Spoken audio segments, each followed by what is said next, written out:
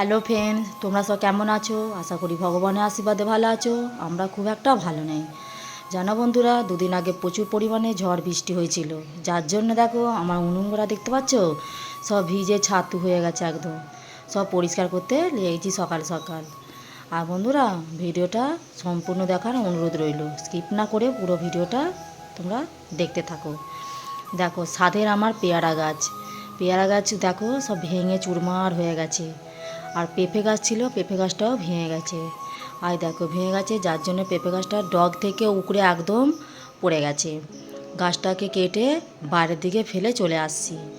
আর দেখো নারকেল গাছে যত পাতা পড়েছিল পাতাগুলোকেও কুড়িয়ে নিয়ে এসেছি। এবার কি করব, গাছ তো পড়ে গেছে, এবার সব কিছু পরিষ্কার করতে হচ্ছে। মানুষের গাছ লাগালে ফল হলে কত ভালো লাগে, আর যদি ভেঙে পড়ে যায় কতটা মন খারাপ লাগে সবাই জানো। আর ডগটাই তো ভেঙে পড়ে গেছে, গাছটা রেখে আর কি হবে, যার জন্য গোড়াটাকেও কেটে দিলাম, দিয়ে বাইরের দিকে টেনে ফেলে দিয়ে চলে এলাম। সব গাছগুলোই ভেঙে গেছে জানো তো, সব গাছগুলোই ভেঙে গেছে, যার জন্য এখন দেখো পরিষ্কার করতে লেগে গেছি। রান্নাঘরটাও সব যত বৃষ্টি ফিষ্টি পড়েছে, পাতা পুঁতি পড়েছে, সেইগুলোকে সব ঝাড় দিয়ে পরিষ্কার করছি। এবারে এত মানে মনটা খারাপ লাগছে না, যে ছেলেটা পেয়ারা খেতে পছন্দ করে, যার জন্য ওর বাবা পেয়ারা গাছটা কিনে এনে বসিয়েছিল। পেয়ারা গাছটাও ভেঙে গেল। পেঁপে গাছটাও দেখো কতটা পরিমাণে ফল ফুল সবই হয়েছিল, ওটাও ভেঙে গেল। পিছনে একটা ভাসুরপোদের যে কাঁচকলা গাছ হয়েছিল, ওগুলো পড়ে দেয়ালে তো সব চাপা হয়ে গেছিলো, সব টেনে সকালবেলা সব নামানো হয়েছে। ওইদিকে কাজ সেরে নিয়ে আমি চলে এসেছি বাসনগুলো ধুতে। অনেকটা বাসনও পড়েছিল, কেন বলো তো, সকালে রাত্রিবেলা তো ধুতে পাইনি, যার জন্য অনেকটা বাসনও জমে গেছিলো। সব এক এক করে বাসনগুলোকেও ধুয়ে নিচ্ছি। কি করব, মেঘলার দিন, ভালো লাগছে না সব কিছু, এতটাই সব গাছপালা সব ভেঙে গেছে, যার জন্য মনটাও ঠিক নেই। এবার যতটুকু পরিমাণে কাজ করা তো করতেই হবে। যার জন্য দেখো বাসনগুলো আমি ধুয়ে নিচ্ছি এক এক করে সব। আর কি বলবো, যত নোংরা ছিল ওইগুলো আবার বালতি করে নিয়ে ফেলতে যাচ্ছি। আর সামনে দেখো যত ঢল নেমেছে, চারিদিক থেকে না ঢল নেমেছে, বৃষ্টি হয়েছে, যার জন্য আমাদের গেটের কাজটা দেখো জমা হয়ে গেছে। এবার পলি তো পা স্লিপ করে পড়বে, তার জন্য আমি কি করে হাতে করে কাদাটাকে তুলে তুলে বালতির মধ্যে নিয়ে নিচ্ছি, বাইরের মধ্যে ফেলে দিয়ে আসতে হবে। এবার জল দিয়ে ধোবো কি, আবার সামনেটা আবার কাদা হয়ে যাবে। আমি চলো কাদাটা ততক্ষণে তুলে নিয়ে বাইরের দিকে ফেলে দিয়ে চলে আসি। আর মুড়ি শেষ হয়ে গেছিলো জানো তো বন্ধুরা, যার জন্য মুড়ি কিনে নিয়ে এসেছি, মুড়ি কিনে নিয়ে চেলে নিয়ে টিনের মধ্যে ভরে নিচ্ছি। মুড়িও খতম হয়ে গেছিলো, বর্ষার বাজারে সবই শেষ হয়ে যাচ্ছে। আর ছেলেকে বুঝিয়ে বাজার পাঠাচ্ছি, সবজিও কিছু ছিল না, ও বাজার যাবে না, রেগে মেগে বাজার যাচ্ছে।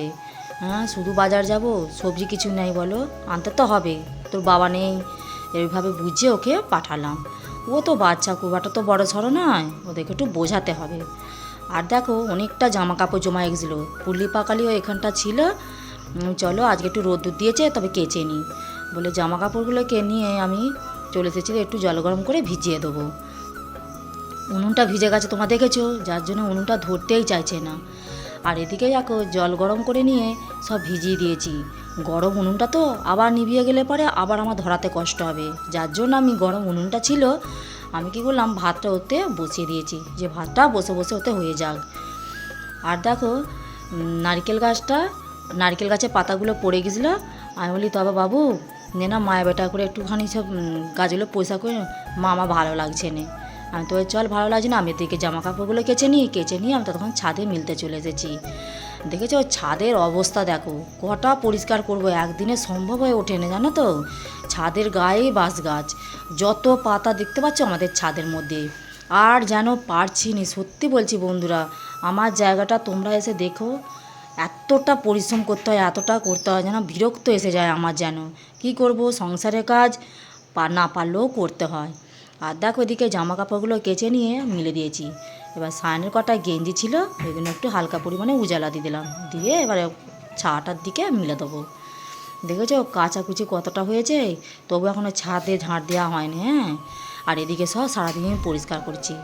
আর দেখো ছেলে বাজার থেকে এসে গেছে, এসে দেখো কত কি সবজি নিয়ে এসেছে, যা যা বলেছিলাম তাই তাই ও নিয়ে এসেছে, কিন্তু একটা জিনিসই ও নিয়ে আসেনি, বেগুনটা নিয়ে আসতেই ও ভুলে গেছে।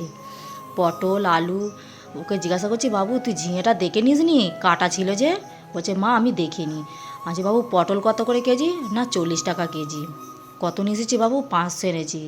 সব হিসাব দিচ্ছে, 500 পটল এনেছি, 500 ঝিঙে এনেছি, চিচিং এনেছি, এইভাবে বলছে। আমি আলুর কী দাম রে বাবা? না 30 টাকা কেজি আলু। আমি যে এ বাবা, এত দাম আলু? হ্যাঁ এত দাম আলু। আর দেখো, দেখতে পাচ্ছ পাশে পেঁপে জোড়ো করা, বললাম না গাছটা ভেঙে গেছে, যার জন্য কচি কচি কটা পেঁপে ছিল, ওগুলোকেও আমি তুলে নিয়ে এসেছি, নিয়ে রেখে দিই। আর দেখো বর্ষার দিন, আমাদের তো বনের দিকে বাড়ি, যার জন্য আমাদের কি করতে হয়, ব্লিচিং পাউডার দিয়ে দিতে হয়। বলে ব্লিচিং পাউডারটা আমি চারিদিকে দিতে ছড়িয়ে দিচ্ছি একটু করে। আর ব্লিচিং পাউডার আগের মতো কি বলো তো, গন্ধও নেই আর কিচ্ছু নেই, ওই দিয়েই যাচ্ছি, কোনো কিছু গন্ধই উঠছে না। আর কলা গাছটা দেখো আমি সাইডে সরাইনি, পাশে পড়ে আছে তো পড়েই আছে, যে পরিষ্কার করে দিই কী করি, পরিষ্কার ওরা করে দিয়ে যাচ্ছে না আর কিচ্ছু না।